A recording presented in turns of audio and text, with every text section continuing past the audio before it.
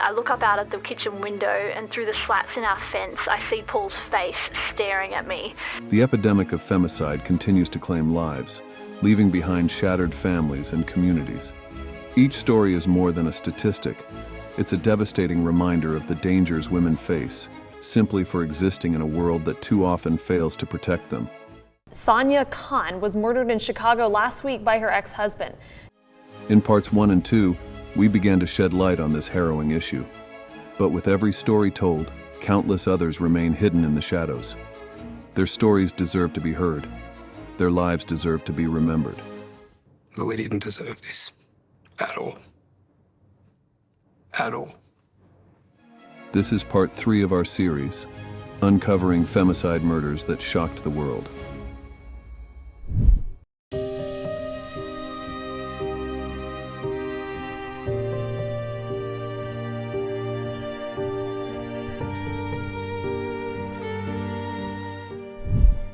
On November 25, 2019, Mexico City was rocked by a chilling act of femicide that would spark national outrage.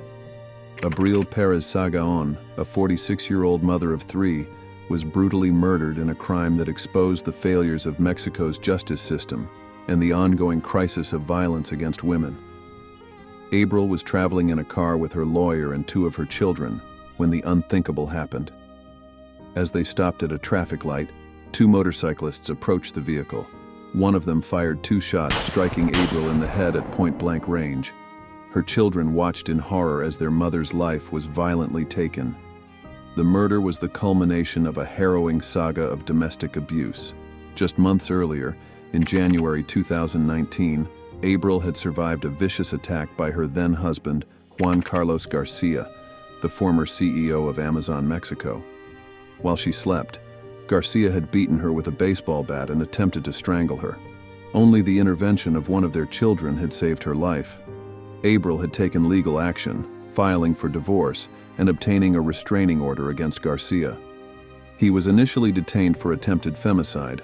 However, in a shocking turn of events, Judge Federico Mosco Gonzalez reclassified the charge to domestic violence, allowing Garcia to be released from custody just weeks before the murder. The timing of Abril's assassination was tragically ironic. November 25th is the International Day for the Elimination of Violence Against Women. Investigators quickly identified Garcia as the prime suspect. Evidence suggested he had hired hitmen, paying them 180,000 Mexican pesos, approximately $9,000, to carry out the killing. Garcia allegedly offered an additional 50,000 pesos if they murdered Abril before her next court hearing. In the aftermath of the crime, Garcia fled to the United States, reportedly crossing into San Diego via Tijuana. He remains a fugitive from justice, with Interpol issuing a warrant for his arrest in 190 countries. Her story serves as a stark reminder of the work that remains to be done in the fight against femicide, not just in Mexico, but around the world.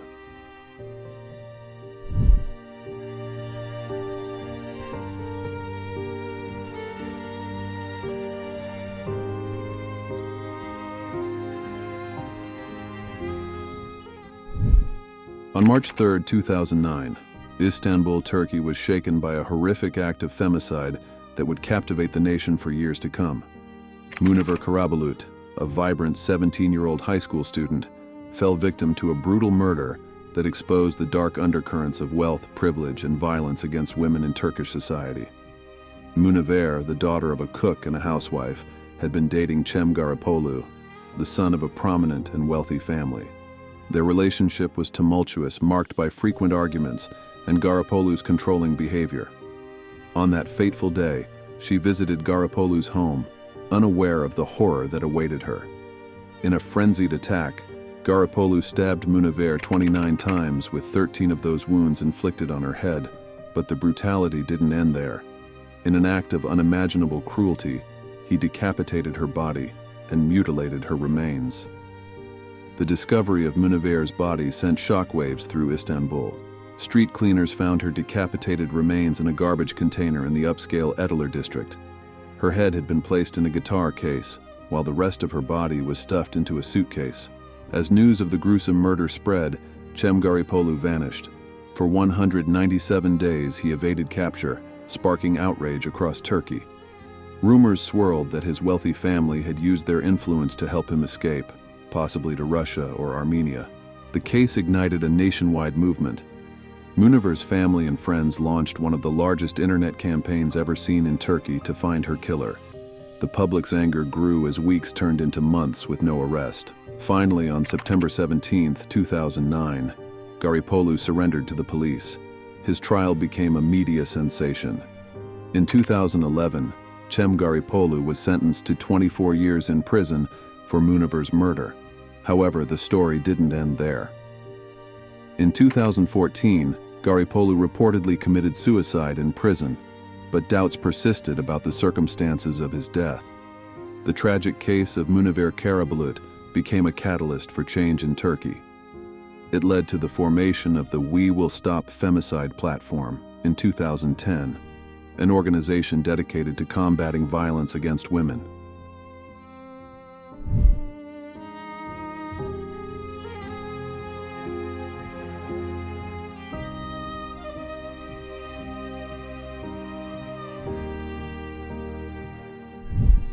On July 18, 2022, the vibrant life of 29-year-old Sonia Khan was tragically cut short in a chilling murder-suicide that sent shockwaves through Chicago and beyond. A Pakistani-American photographer with a growing TikTok following, Sonia had recently moved to the Windy City to start a new chapter after filing for divorce from her husband, Raheel Ahmad. Sonia had been using her social media platform to document her journey through divorce, offering support and solidarity to other South Asian women facing similar struggles. "Going through a divorce as a South Asian woman feels like you failed at life sometimes," she wrote in one of her TikTok videos. Little did Sonia know that her ex-husband, 36-year-old Raheel Ahmad, had made the 700-mile journey from his home in Alpharetta, Georgia, to her Chicago apartment with sinister intentions. Despite Sonia's efforts to protect herself, including notifying her building management about the threat Ahmad posed, he managed to gain access to her Streeterville condominium. On that fateful day, Chicago police responded to a call for a wellness check at Sonia's apartment around 4:30 p.m. As they approached her unit, they heard a gunshot followed by a groan. Upon entering, they discovered a horrific scene. Sonia Khan lying unresponsive near the front door with a gunshot wound to the back of her head, while Ahmad was found in the bedroom, having turned the gun on himself. The tragedy was compounded by the fact that Sonia had been planning to leave Chicago just 3 days later, on July 21st, to start anew in her hometown of Chattanooga, Tennessee. In the aftermath of this heartbreaking incident, Sonia's story has become a rallying cry against domestic violence and the stigmatization of divorce in South Asian communities. Her mother, Shazia Khan, has filed a wrongful death lawsuit against the building management, alleging negligence in allowing Ahmad to enter despite being on a no-entry list. Sonia Khan's tragic death serves as a stark reminder of the dangers many women face when leaving abusive relationships.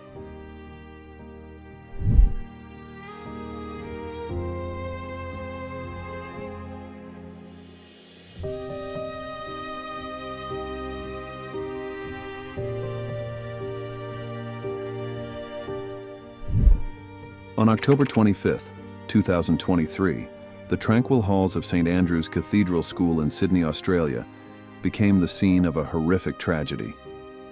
Lily James, a vibrant 21-year-old water polo coach, fell victim to a brutal act of femicide that shocked the nation. That fateful evening, Lily was working late at the school. While the exact details of what transpired inside the school remain unclear, what we do know is that around 7 p.m., a violent attack occurred that would forever change the lives of those who knew and loved Lily. Paul Tyson, a 24-year-old colleague and Lily's ex-boyfriend, is believed to have bludgeoned her to death with a hammer, inflicting severe head injuries. The brutality of the attack left her unrecognizable when discovered. This wasn't a crime of passion or a sudden snap. Experts later described Tyson as a psychopath who knew exactly what he was doing. The aftermath and search for Paul.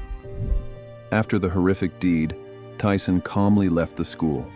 CCTV footage showed him at Diamond Bay Reserve in Vaucluse, at 8:47 p.m., where he disposed of the murder weapon in a bin. In a twisted turn of events, Thyssen himself called the police 2 hours later, at 11:54 p.m., informing them of a body at the school.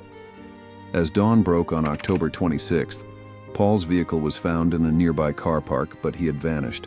Police launched a frantic 24-hour manhunt, identifying him in the school's surveillance footage.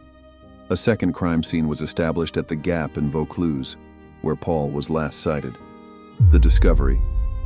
On Friday, October 27th, around 8 a.m., tradesmen working on routine renovations at the Gap made a grim discovery. Looking across the cliffs, they spotted what appeared to be a body among the rocks below. Their assumptions were correct. At 9 a.m., police helicopters and boats arrived to retrieve the body. The operation was extremely challenging due to strong winds and rough ocean conditions, with large swells battering the base of the cliff. Authorities sectioned off the area and found a bin containing Paul's personal items and a hammer. By noon, the body had been retrieved. It was bloated and shattered from the impact of the fall and the harsh waters. Identification took time due to the body's condition, but through fingerprint technology and records from the Dutch embassy, it was confirmed to be Paul Thyssen. Remembering Lily James was more than just a victim of this senseless violence. She was a beloved daughter, a talented athlete, and a kind soul who touched the lives of many. Her family described her as vibrant, outgoing, and very much loved. She was hardworking. She loved being involved. Could be extremely nosy. A student at the University of Technology, Sydney, Lily had her whole life ahead of her, dreams and aspirations cruelly cut short. This tragic event reignited conversations about the persistent issue of violence against women in Australia.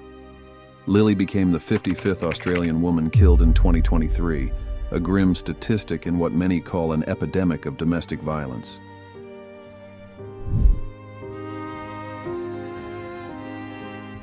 The stories we've shared are heartbreaking, but they also reveal the resilience of those left behind to seek justice. Every voice raised against femicide matters. Every story told can inspire change. Which of these stories left the deepest impact on you? Let us know in the comments. If you believe these tragedies need more attention, like, share, and subscribe to help us bring awareness to this global crisis. This is part 3, but the fight is far from over.